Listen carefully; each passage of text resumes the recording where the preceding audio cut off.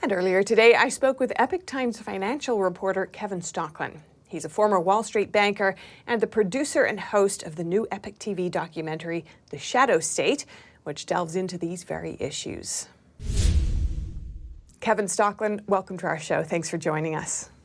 Thank you for having me.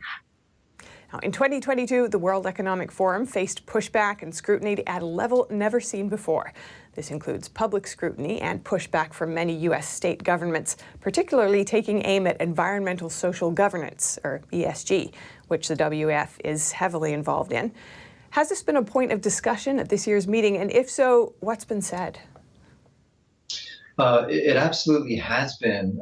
The founder of the World Economic Forum, Klaus Schwab, said that we are stuck in a crisis mindset, and he was talking about all of the pushback that's happened that's put the WEF on the defensive a little bit this year. Certainly economic problems, but also cracks are starting to form in their membership. For example, we just saw in December BlackRock and State Street telling Texas state senators that they don't actually do anything to enforce ESG among their portfolios. We saw Vanguard, the third of the big three asset managers, dropping out of the Net Zero Asset Managers Initiative.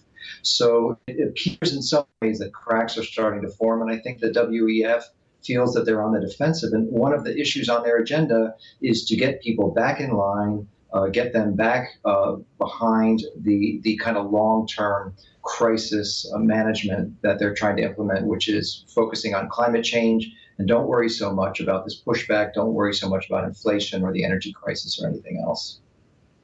Right. You said partly why the tides are turning on the WEF is because people are starting to feel the real-life effects of ESG. Could you tell me more about that? Well, people are definitely feeling it economically. So one of the hallmark policies of the WEF has really been a war on fossil fuels, and that's starting to succeed. We're starting to see reduction in production and refining of fossil fuels, oil, gas, and coal as well. Well, of course, this creates a shortage, so we are seeing energy prices go up. And that flows through the whole economy. It's not just what you pay at the pump, it's manufacturing, transportation, and food. And so prices are going through the roof, which is what happens when you have a shortage. So people are very much feeling this, and it is coming to light. And that is prompting a lot of people to start to question, well, what is this all about? So we saw, for example, governments in Italy and Sweden become conservative, pushing back against this agenda, and certainly a number of U.S. states have been pushing back as well. And now there's also a movement among Republican U.S. representatives and attorneys general to investigate whether U.S. corporations' involvement with the WEF and ESG violates antitrust laws.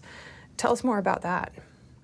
Yes, so we do have very specific antitrust laws in the United States that forbid companies from colluding in restraint of trade, which basically means to try to take down competitors or other companies in our economy.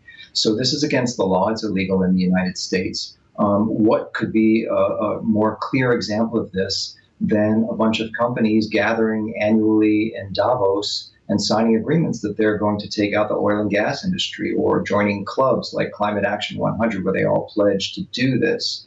So it appears that U.S. reps in Congress may be looking to bring some antitrust actions. They've sent letters to law firms that advise corporations on ESG, asking them to maintain their records. They've done the same with international clubs like Climate Action 100.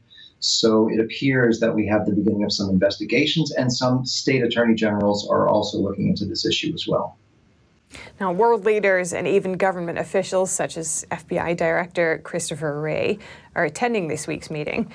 There's growing concern over the risks of collusion between unelected global bodies, governments, and corporations.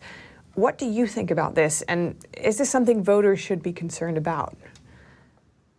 Yeah, this is kind of bad timing for the WEF, because they're having law enforcement and also U.S. intelligence. The U.S. intelligence director, Avril Haines, is also in attendance. So it begs the question, what is the role of law enforcement and U.S. intelligence agencies in what should be an economic forum?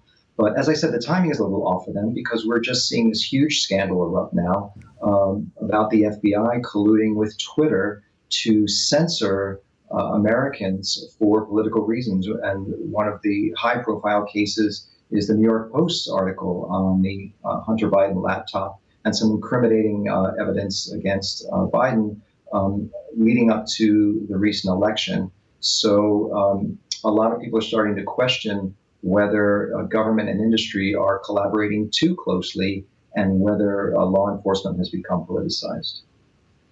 Your latest documentary, The Shadow State, examines some of the key issues here. Could you tell us more about that?